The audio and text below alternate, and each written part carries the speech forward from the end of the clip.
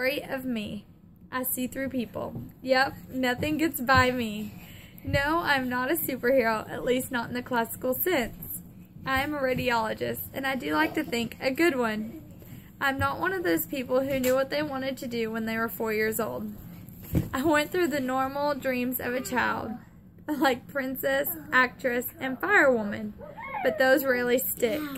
When most of you knew me, I wanted to be a veterinarian. I spent summers when we were in high school volunteering at Dr. Hamilton's office, helping bottle feed baby kittens and taking dogs for walks outside. The story of getting from there to where I am today is an interesting one. The first hiccup in my journey to veterinary school was that life got in the way. I married my high school sweetheart the year after we graduated. Thinking that as a newlywed I could go to college and work turned out to be a little too lofty of a goal. I was not ready to be a full-time student. I was in love and enjoying our new life. So I left college. I did not want to give up on my goal, but we did have bills to pay, so instead I attended school to get my veterinary assistant's license. I loved being back around the animals. I finished school but had difficulty finding a job. Then we found out we were having a baby.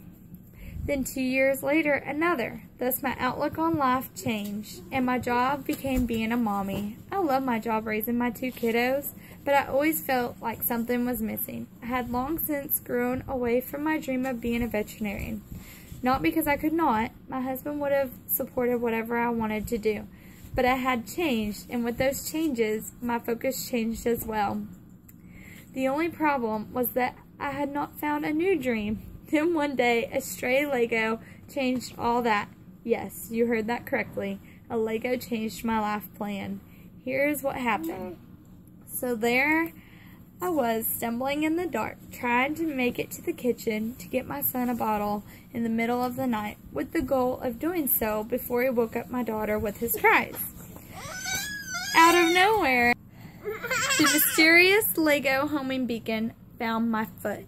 Stepping on one of the evil little things is bad enough, but like the ninja I am not, I tried to do some weird jumping twist move to escape further attacks from errant Legos. The result? A sprained ankle and a broken leg, except at the time I did not know either was broken or sprained. I only knew I was in pain and my ankle hurt badly. A late night visit to the emergency room followed. The doctor felt my ankle was simply sprained, but as a precaution, wanted an x-ray. The x-ray technician did not see a break, neither did the doctor, so they wrapped my ankle and sent me on my way.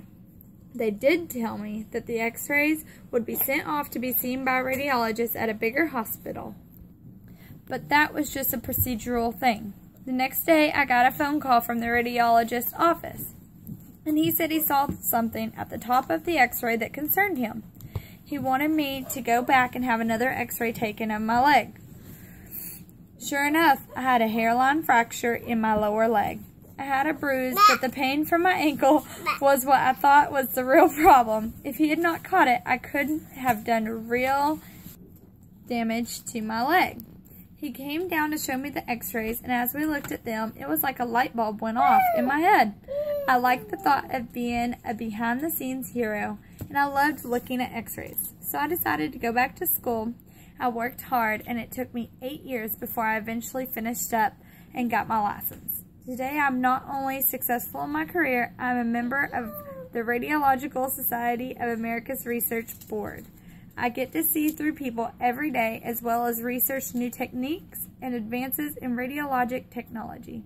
I may have taken the scenic route to find my calling in life, but I think that route gave me a drive and desire I would never have had otherwise.